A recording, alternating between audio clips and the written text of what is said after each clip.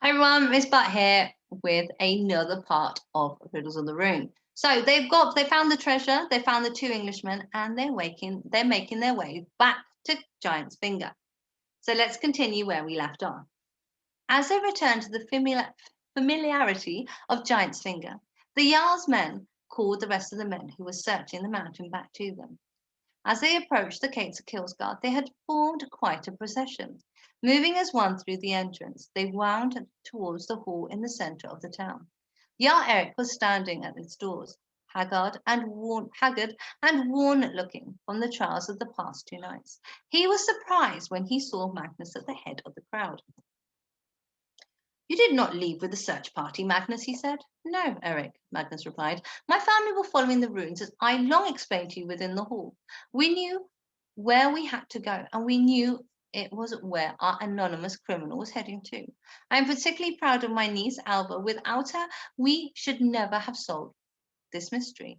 Alva beamed with pride as her mother squeezed her hand tightly. Magnus continued, "We found the missing men. Look, they're alive and well. But we also find the source of the town's woes these past few days. It was Ingeld." Eric was stunned. "Ingeld is back from his travels. Where is he? Does he have news of our men who left in the spring? If he was responsible, he must be sorely punished." "Ingeld is gone," Magnus replied. "He escaped with Gudrun.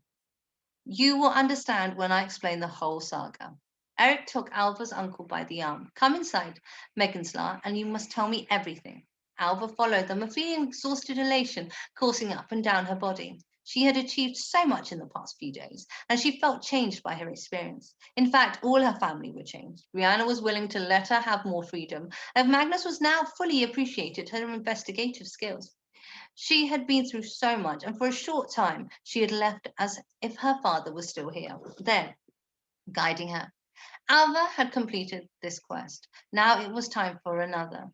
Now her quest was to find out what had happened to Bjorn. She would find her father. But as they all wound their way inside the hall, Alva finally felt warmth spread over like a blanket. Magnus related all the details of their adventures as servants poured out goblets of mead and passed around warming broth for everyone in the hall. He was beset with questions. Some men of the hall were distrustful of her uncle. Some accused him of being involved in Engel's treachery, but Edmund helped greatly. He had learned quite a few words of Norse, and his broken phrases, he supported all that Magnus said. Slowly, the atmosphere changed, becoming less charged and more relaxed. Alva felt really deep down tired. She went over to her mother and asked, "Can I go home now? I need to sleep." The men continued to debate why Ingeld was allowed to leave, whether it was right to give the bones back to Edmund, what they were to do with the Englishman now, and who the gold from the monk really belonged to. But Brianna took her daughter's hand and walked her back to their home, Fenrir trotting loyally behind them. Inside, Alva lay down on the straw mattress while her mother surrounded her with furs.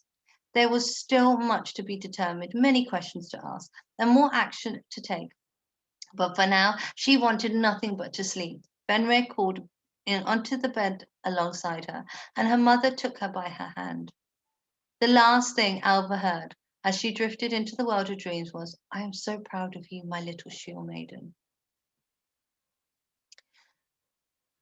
So they found the treasure they were looking for, and they solved the mysteries. So let's find out what it says in the next part of the book. So note on the runes used in the text. Many of the runes in this story came from the Viking alphabet, known as the Futhark. An example of this can be found on the next page, which is over here. The Vikings did not use paper or parchment, but would carve runes into stone, wood, or bone. They often used runes to mark their belongings, write messages, or to inscribe stone memorials commemorating loved ones. The runes in this book are to be translated into modern English and read from left to right. So original runic inscriptions from the period would have been written in Old Norse and read from right to left. So we're going to have a look at the Viking alphabet. Maybe you could use your own to write your own secret runic messages. So can you see over here? You can pause it and you can write your own clue and put it up on tapestry, which would be fantastic. It's loading, and here's some more. So the runes are letters, but they're also words. And beyond that, they are stories. That's what Alva says. So I want you to have a look at the runes, and I want you to write your own secret message where I can try and translate them. Remember, we are doing it from, was it right to left? No, sorry, left to right, because we are doing it in English. But the Old Norse would do it from right to left. So I would like you to note down these alphabets, Viking runes, and write your own question or a fact or even a sentence. Can't wait to see them up in tapestry. Goodbye.